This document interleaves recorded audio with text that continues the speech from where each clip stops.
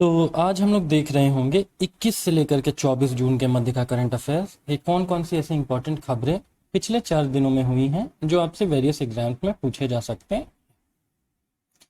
एक तो theatre command काफी चर्चा में रहा हुआ है। देखिए, थिएटर कमांड से संबंधित मुद्दों को सुलझाने के लिए चीफ ऑफ डिफेंस स्टाफ की अध्यक्षता में एक महत्वपूर्ण बैठक आयोजित करने का फैसला किया गया है।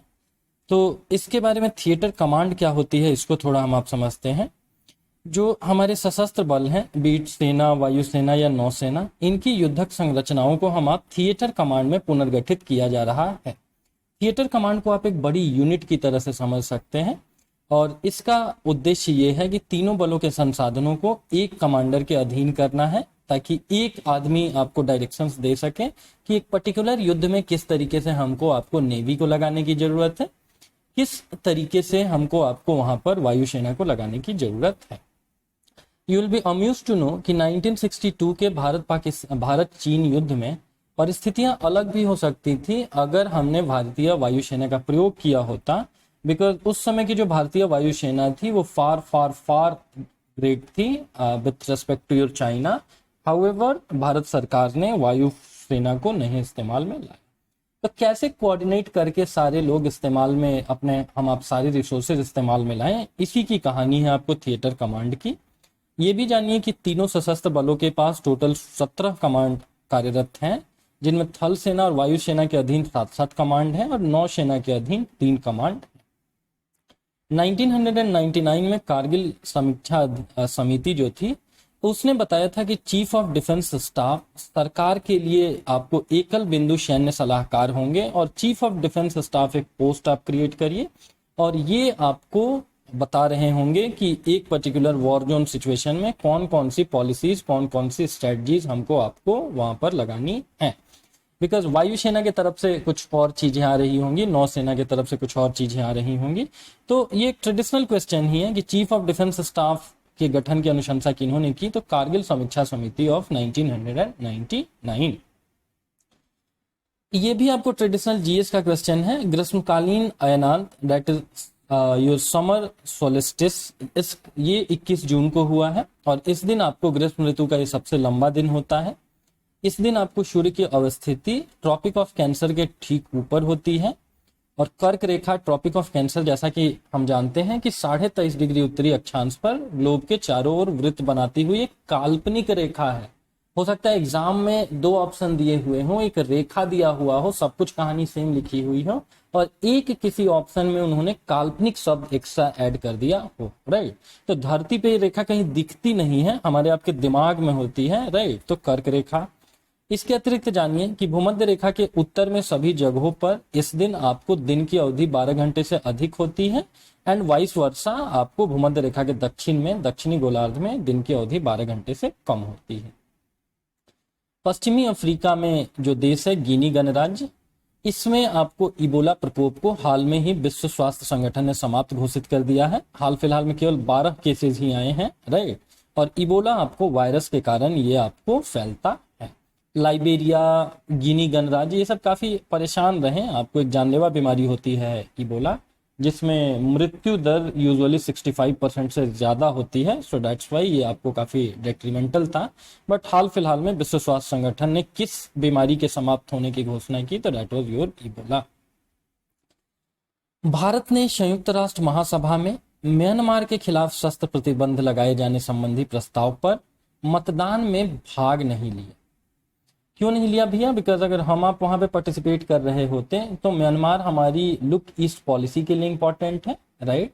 और वहां की जो भी सरकार हो, आंग सान सू की सरकार हो या सैन्य सरकार हो, राइट, इन दोनों के साथ हमारे बेटर रिलेशन होने चाहिए। एक चीज लुक ईस्ट पॉलिसी के लिए इंपॉर्टेंट है। दूसरी चीज, तीसरी चीज ये भी है कि अगर म्यांमार के खिलाफ जाते हैं तो चाइना इस परिस्थिति को भुना लेता और चाइना म्यांमार में भी बढ़त हासिल कर लेता। ये भी जानिए कि भारत के और भी जो पड़ोसी मुल्क हैं, जो भी आपको भारतीय उपमहाद्वीप के हैं, इनमें से किसी ने भी मतदान में हिस्सा नहीं लिया कि पड़ोसियों के साथ कौन अपना रिलेशन खराब करे। और ये जानिए कि कौन सा ऐसा एकमात्र देश था जिसने प्रस्ताव के खिलाफ मतदान किया। दैट मीन्स कि जो सैन्य सरकार है म्यांमार की उसको सपोर्ट करने वाला इकलौता देश कौन सा था। So that was Belarus. Because this is a single country, so this question becomes important. तो बेलारूस इकलौता ऐसा देश है जिसने प्रस्ताव के खिलाफ आपको मतदान किया। और हमको आपको पता ही है कि आंग सान सू की जो सरकार थी उसका तख्ता पलट कर दिया गया। हाउएवर वो इतनी ग्रेट आपको वीमेन लीडर रही हुई हैं कि उनको नोबेल पीस प्राइज तक कभी मिला हुआ। रीजन कोव 2 नामक एक प्रायोगिक मोनोक्लोनल एंटीबॉडी कॉकटेल को कोविड-19 से प्रभावित कुछ गंभीर रोगियों के लिए एक जीवन रक्षक उपाय के रूप में पाया गया। पूछेंगे रीजन कोव 2 क्या है, तो मोनोक्लोनल एंटीबॉडी है। किस बीमारी में इसको उपचार के लिए इस्तेमाल में लाया जा सकता है, तो कोविड में। और इससे संबंधित परीक्षण कौन सा देश कर रहा है, तो ब्रिटेन कर रहा है। ये भी जानिए कि ये कृत्रिम रूप से निर्मित एक एंटीबॉडी होती है जिसका उद्देश्य शरीर की प्राकृतिक प्रतिरक्षा प्रणाली को मजबूत करना है। और कोविड हमको आपको पता है कि शरीर की प्रतिरक्षा प्रणाली के ऊपर ही आक्रमण कर रहा है। उद्योग लॉबी ने आनुवांशिक रूप से संशोधित कपास की खेती के गंभीर पर्यावरणीय और आर्थिक परिणामों को देखते हुए कृषि मंत्रालय को पत्र लिखा है और बोला है कि HTBT कॉटन की अवैध बिक्री को रोका जाए और जो भी इस कामों में संलिप्त है उसको कठोर दंड दिया जाए। राइट।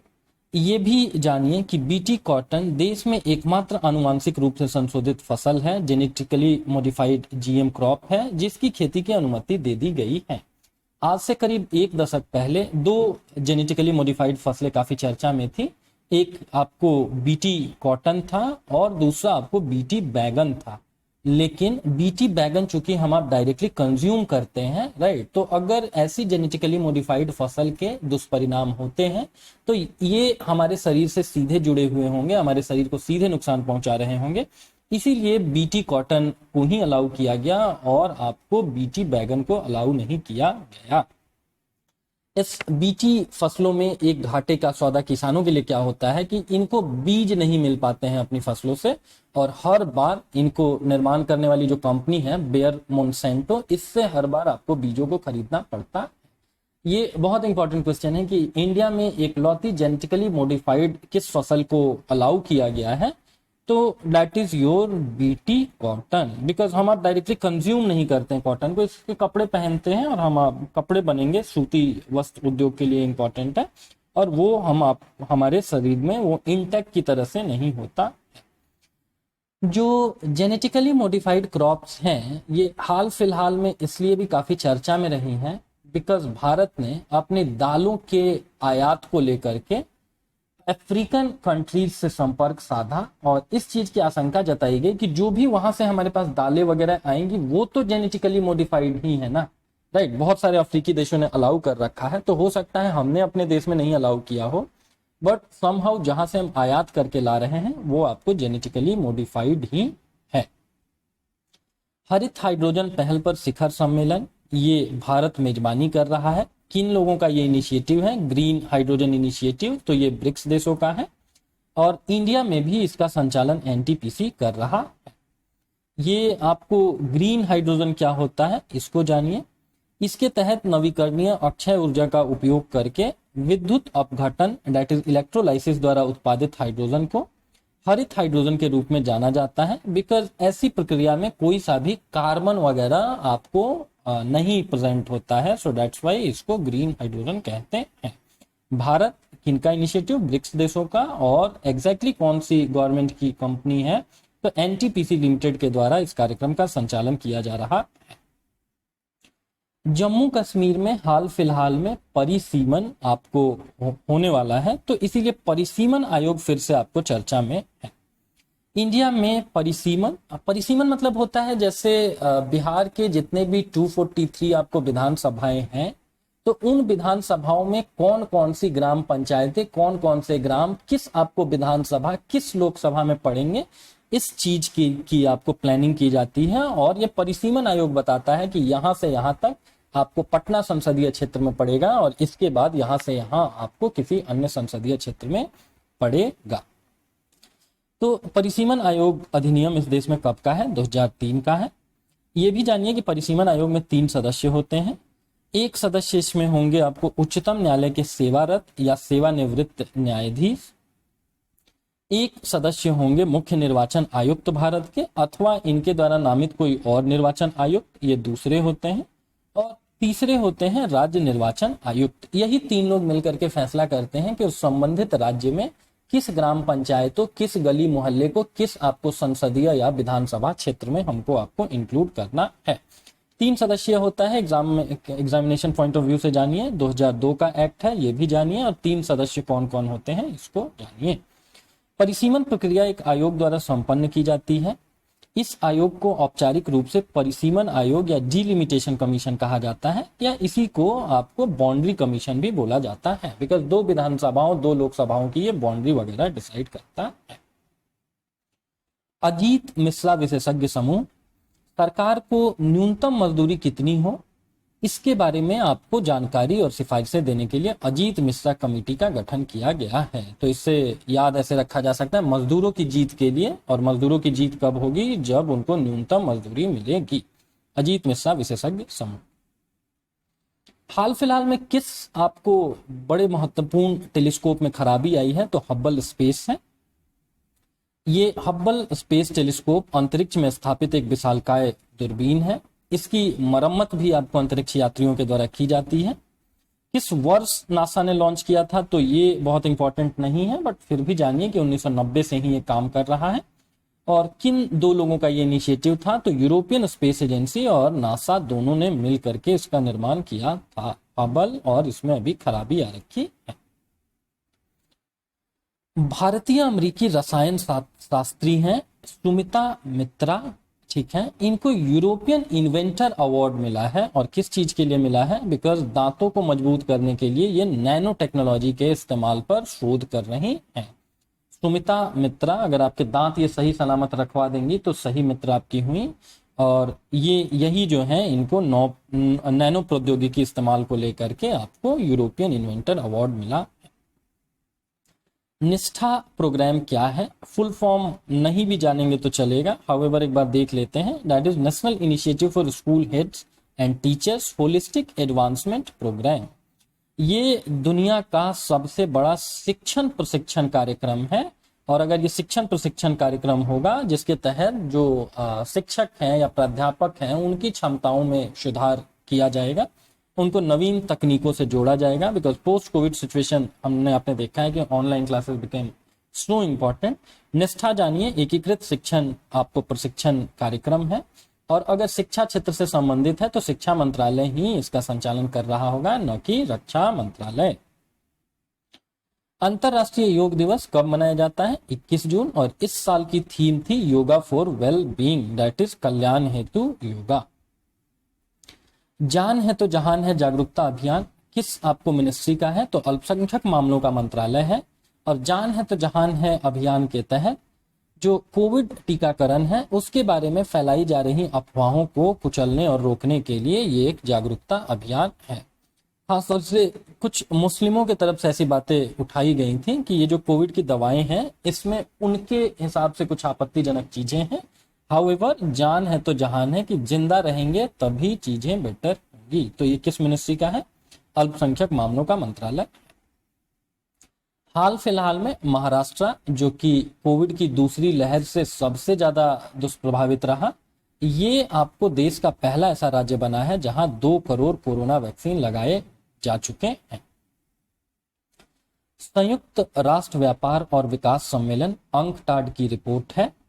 और इसमें भारत में प्रत्यक्ष विदेशी निवेश 2020 में आपको $64 बिलियन हो गया है। 2019 में मात्र $51 बिलियन था।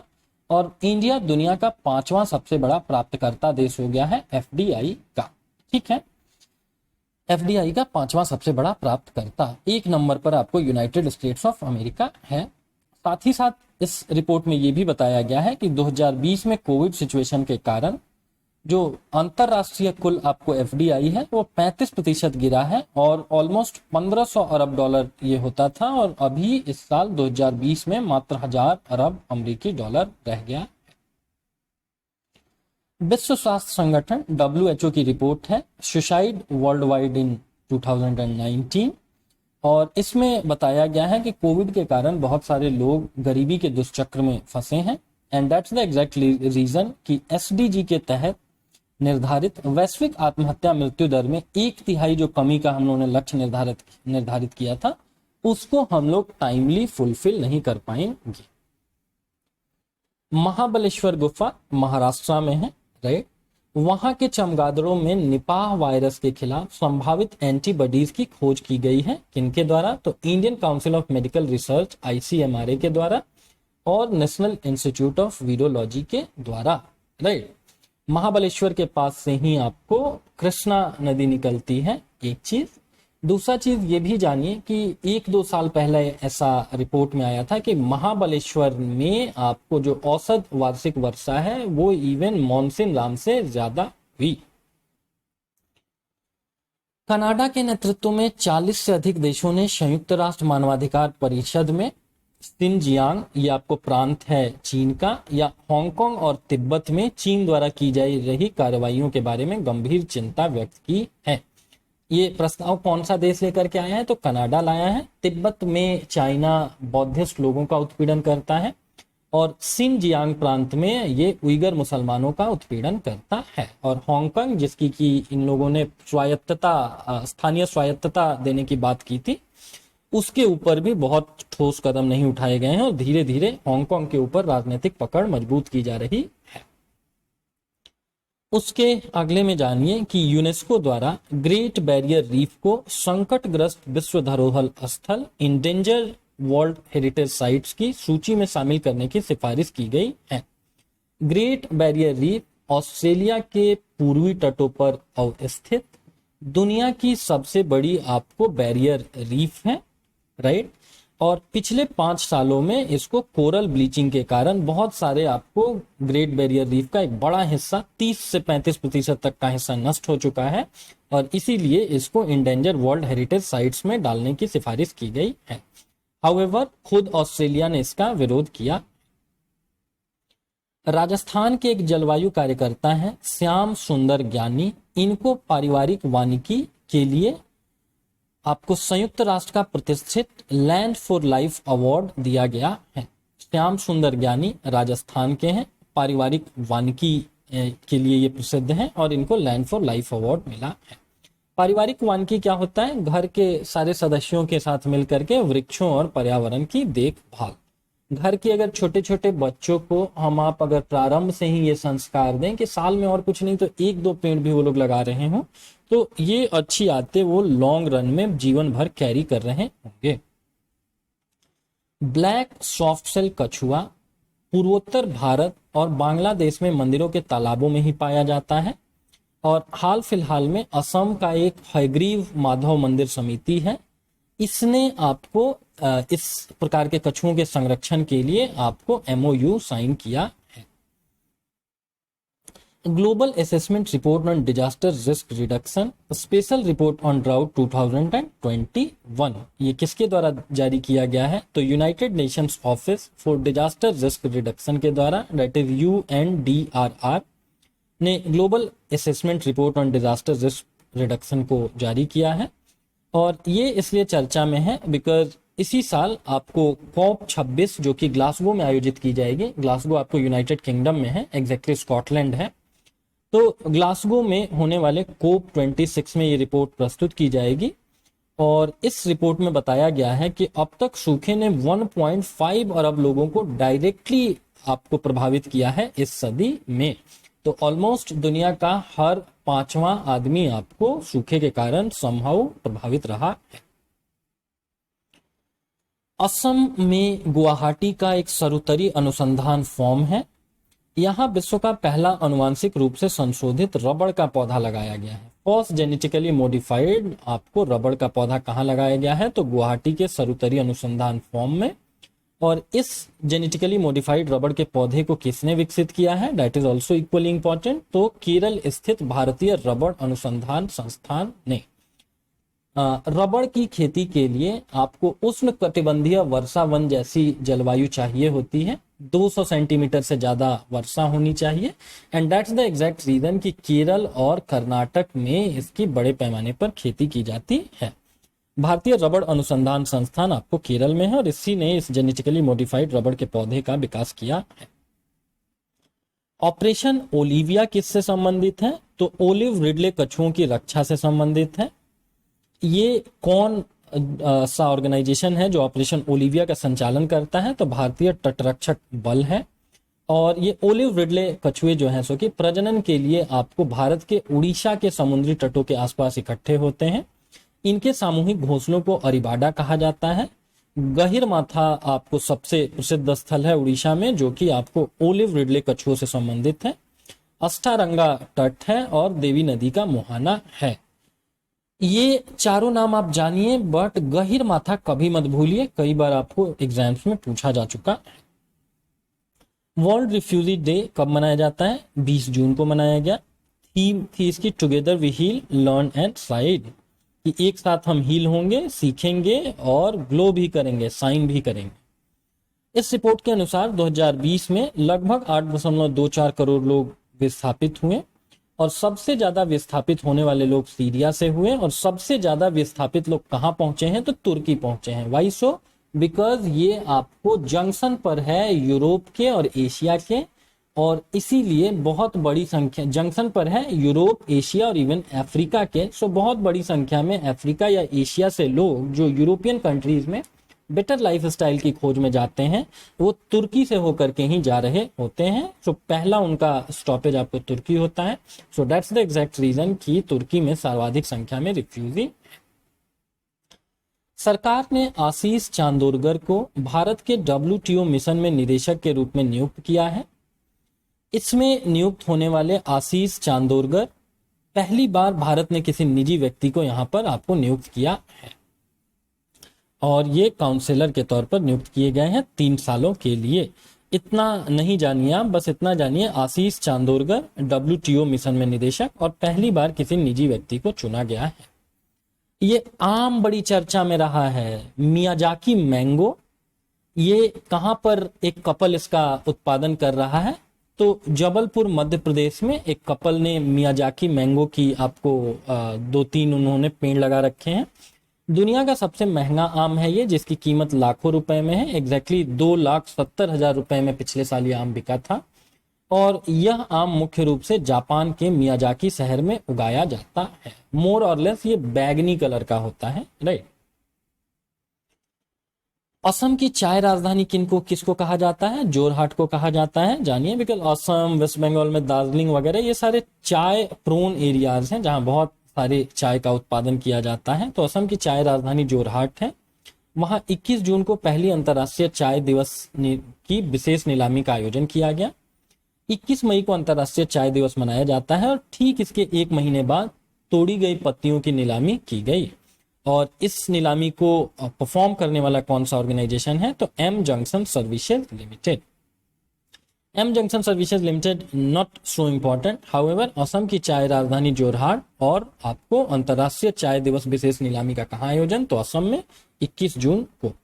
और 21 जून वही दिन है जब आपको ग्रीष्म अयनांत का आयोजन किया जाता है। भारतीय नौसेना और यूरोपीय संघ नौसेना बल, जिसको कि यूरोपियन यूनियन नेवल फोर्स यूनेव 4 कहा जाता है, इन लोगों ने संयुक्त अभ्यास किया है कहां पर? तो अदन की खाड़ी में, जिसको बारबेरा की खाड़ी भी कहा जाता है। और भारतीय नौसेना के किस जहाज ने पार्टिसिपेट किया? तो दैट वाज त्रिकंद। याद रखना भी आसान है कि अगर यूरोपियन यूनियन, जो कि बहुत सारे आपको यूरोपियन देशों का संघ है, तो उधर से अगर बहुत सारे जहाज आ रहे होंगे तो हमको भी तो कम से कम त्रिकंद, 3 कंधों वाला जहाज तो भेजना ही चाहिए। फ्रेंच ग्रैंड प्रिक्स क्या है? तो ये फॉर्मूला 1 रेसिंग है और इसको जीतने वाले कौन से आदमी हैं? तो मैक्स हैं और इनका नाम है वर्स्टैपेन। मैक्स वर्स्टैपेन साहेब ने, याद रखना आसान है, देखिए नाम में स्टेपनी जैसा लगा हुआ है और स्टेपनी हम आप कार में इस्तेमाल में लाते हैं। मैक्स वर्स्टैपेन, इन्होंने फ्रेंच ग्रैंड आपको प्रिक्स जीता है जो कि फॉर्मूला 1 कार रेसिंग होता है। एग्रीकल्चरल डाइवर्सिफिकेशन स्कीम किस राज्य में लॉन्च की गई है? तो गुजरात में। कृषि विविधीकरण योजना, इसके तहत आदिवासी क्षेत्र के किसानों को लाभ होगा और उनको ये सतत और लाभदायक बनाने के लिए उनकी खेती को प्रयास किया जाएगा। सतत विकास रिपोर्ट एग्जैक्टली कहानी ये है ना कि अगर बहुत सारी कृषि में अगर हम आप विविध फसलों की खेती करेंगे, बहुत सारी फसलों की खेती करेंगे, तो एक फसल हो सकता है कि एक पर्टिकुलर कीड़े से या एक पर्टिकुलर बीमारी से आपको उसको नुकसान हो सकता है। लेकिन अगर हमारे खेतों में बहुत सारी फसलें लगी हुई हैं तो एक आध फसल के नुकसान होने के बावजूद भी हम बहुत सारी हमारी उपज बची रह जाएगी। अन्यथा ऐसा भी हो सकता है कि एक पर्टिकुलर चीज की हमने खेती करी, एक पर्टिकुलर फसल लगाई, उसमें एक कोई कीड़ा लग गया या फिर कोई रोग के कारण पूरी फसल नष्ट हो गई।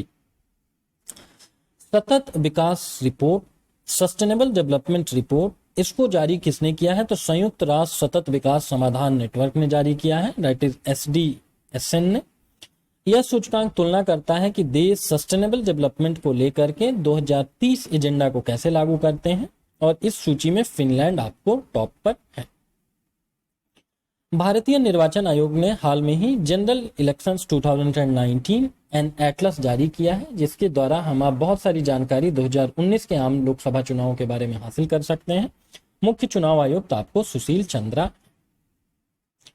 केरल में आपको सिल्वर लाइन प्रोजेक्ट काफी चर्चा में रही है। ये semi high speed rail corridor है। एग्जाम में पूछेंगे आपसे सिल्वर लाइन प्रोजेक्ट क्या है, तो semi high speed rail corridor है।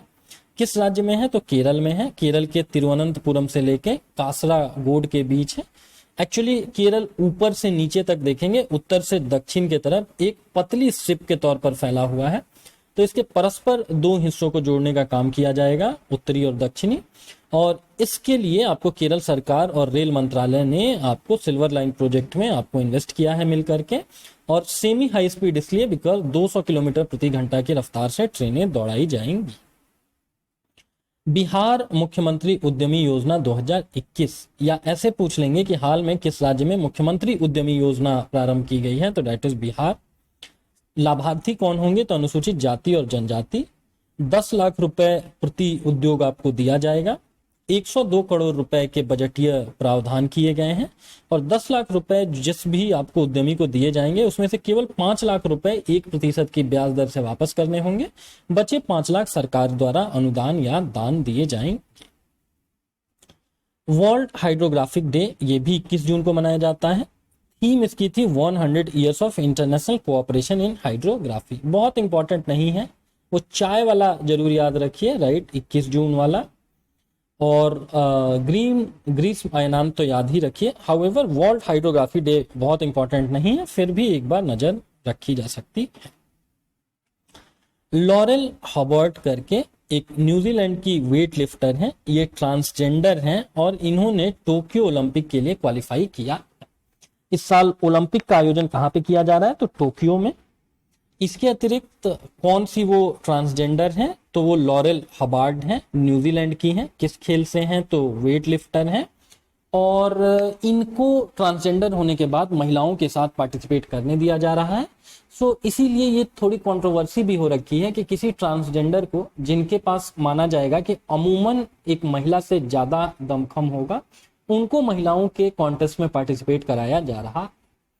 बहुत बेटर होता है इस दुनिया के लिए और ट्रांसजेंडर कम्युनिटी के लिए कि एक तीसरा भी समूह निर्मित किया जाए आपको ओलंपिक में, जो ट्रांसजेंडर हैं उनको भी पार्टिसिपेट करने का मौका मिले, उनको भी ये दिखाने का मौका मिले कि दुनिया के बाकी लोगों या बाकी पुरुषों या महिलाओं के मामले से वो लोग कहीं से भी आपको कमतर नहीं है। जब भी हम आप लैंगिक भेदभाव की बात करते हैं तो चूंकि महिलाओं की संख्या ज्यादा है, इसीलिए यूजुअली हम लोग महिलाओं की ही बात कर रहे होते हैं। हाउएवर एक बार ट्रांसजेंडर या LGBT कम्युनिटी को सोच करके देखिए, सबसे ज्यादा लैंगिक भेदभाव के शिकार वही लोग होते हैं। इंटरनेशनल ओलंपिक डे 23 जून को मनाया जाता है और इस बार की थीम थी stay healthy, stay strong, stay active with the Olympic day workout on 23 जून। तो 23 जून को इंटरनेशनल ओलंपिक डे। आप हेल्दी रहिए, स्ट्रांग रहिए, एक्टिव रहिए, और थीम में ही 23 जून है। माव्या सूडान, या कहीं कहीं पे इनका नाम माव्या सूडान भी लिखा हुआ मिल रहा है, ये जम्मू कश्मीर से पहली महिला फाइटर पायलट बन गई हैं। ओवरऑल ये 12वीं हैं और JNK से पहली महिला फाइटर माव्या सूडान। ये आपको जम्मू से संबंधित है। भारत के प्रमुख खेल प्रसारक स्टार स्पोर्ट्स ने तेंदुलकर को 21वीं सदी का सबसे महान टेस्ट बल्लेबाज और मुतैया मुरलीधरन को सबसे महान टेस्ट गेंदबाज चुना है। तेंदुलकर और संगकारा में कांटे की टक्कर थी, हाउएवर अंतोगत्वा तेंदुलकर को ही 21वीं सदी का सबसे महान टेस्ट बल्लेबाज गिना गया। एयरटेल और Tata group that is TCS ने भारत में 5G तकनीक के विकास के लिए हाथ मिलाया है। टीसीएस ने ओ रैन तकनीक पर आधारित रेडियो और एनएसए ऐसे कोर विकसित किया है। एग्जाम में पूछेंगे कि ओ रैन तकनीक किससे संबंधित है, तो ये 5G तकनीक से संबंधित है और इसके लिए एयरटेल और टाटा ग्रुप के बीच टाई अप हुआ। स्ट्रॉबेरी मून की घटना कब देखने को मिली, तो 24 जून को। एक्चुअली में 21 जून ग्रीष्म अयनांत के बाद का जो अगला पूर्णिमा होती है उसको स्ट्रॉबेरी मून कहा जाता है, बिकॉज उस दिन चंद्रमा का कलर स्ट्रॉबेरी जैसा दिखता है। तो वही लिखा हुआ है कि स्ट्रॉबेरी मून कब देखा गया, तो 24 जून। आशीर्वाद योजना किस राज्य में, तो उड़ीसा राज्य में। किनके लिए, तो कोविड के कारण अनाथ हुए बच्चों के लिए, और 2500 रुपए महीना आपको दिया जाएगा। 2500 याद रखें, और फाइन डिटेल में जाएंगे तो जिनको आपको बाल संरक्षण गृहों में रखा जाएगा उनको भी 1000 रुपए सरकार दे रही होगी। हाउएवर उतने डिटेल में एग्जाम में नहीं पूछेंगे। यूजुअली अनाथ बच्चों को 2500 रुपए महीना सरकार देगी। आशीर्वाद योजना उड़ीसा सरकार। अनाथ और उड़ीसा और आशीर्वाद योजना और 2500 रुपए। संयुक्त राष्ट्र लोक सेवा दिवस 2021 किस तारीख को, तो 23 जून को। थीम क्या थी, तो innovating the future public service, new government model for a new era through rich the SDGs। तो लोक सेवा दिवस संयुक्त राष्ट्र की तरफ से कब मनाया जाता है, 23 जून को। थीम क्या थी, बस इतना भी याद रख पाएंगे कि new era to reach the SDGs या innovating the future public service. मगरमच्छ की तीनों प्रजातियों वाला भारत का एकमात्र ऐसा राज्य कौन बना, तो दैट इज उड़ीसा। महानदी के 7 कोशिया में मीठे पानी का घड़ियाल और भीतरकनिका में आपको मगर और खारे पानी के मगरमच्छ दोनों पाए जाते हैं। तो 3 प्रजातियां मगरमच्छों की कौन कौन सी, घड़ियाल, मगर और खारे पानी के मगरमच्छ, राइट। और ये तीनों प्रजातियों वाला इकलौता भारत का राज्य आपको उड़ीसा है। चंबल में भी आपको एक अभ्यारण्य बनाया गया है जहां की आपको मगरमच्छों का, घड़ियालों का संरक्षण किया जाता है। अरुणाचल प्रदेश की महिला डॉक्टर टडांग मीनू राज्य की पहली और देश की दूसरी ऐसी भारतीय महिला है जिन्हें अंतर्राष्ट्रीय मुक्केबाजी संघ इंटरनेशनल बॉक्सिंग एसोसिएशन की कोच समिति का सदस्य नियुक्त किया गया है, राइट। तो कौन सी महिला है, टडांग मीनू। किस राज्य से संबंधित है, तो अरुणाचल प्रदेश। केरल की जो पूर्व स्वास्थ्य मंत्री थे के सैलजा, उनको सार्वजनिक स्वास्थ्य सेवाओं के प्रति प्रतिबद्धता के लिए प्रतिष्ठित central European university open society पुरस्कार से सम्मानित किया गया। Central European university open society पुरस्कार के सैलजा और केरल की ये स्वास्थ्य मंत्री थे। तो ये कुछ करंट अफेयर्स था 21 से लेकर के 24 जून के मध्य तक का। PDF भी आप देखिए, वीडियो भी देखिए, और साथ में डिस्कशन इसलिए जरूरी होता है बिकॉज आगे पीछे की भी कहानी हम आप समझते हैं, कुछ कम इंपॉर्टेंट फैक्ट्स होते हैं उनको आपको भी जानते हैं, because current affairs general studies से क्लोजली एसोसिएटेड है। जैसे बीटी कॉटन की हम लोगों ने बात की और साथ साथ हम लोगों ने बीटी बैंगन, बीटी ब्रिंजल को भी जाना। तो ये था करंट अफेयर्स, और अगला करंट अफेयर्स हम लोग 25 से 28 तारीख का आपको 29 तारीख को देख रहे होंगे। चलिए फिर ठीक है, मिलते हैं। जय हिंद।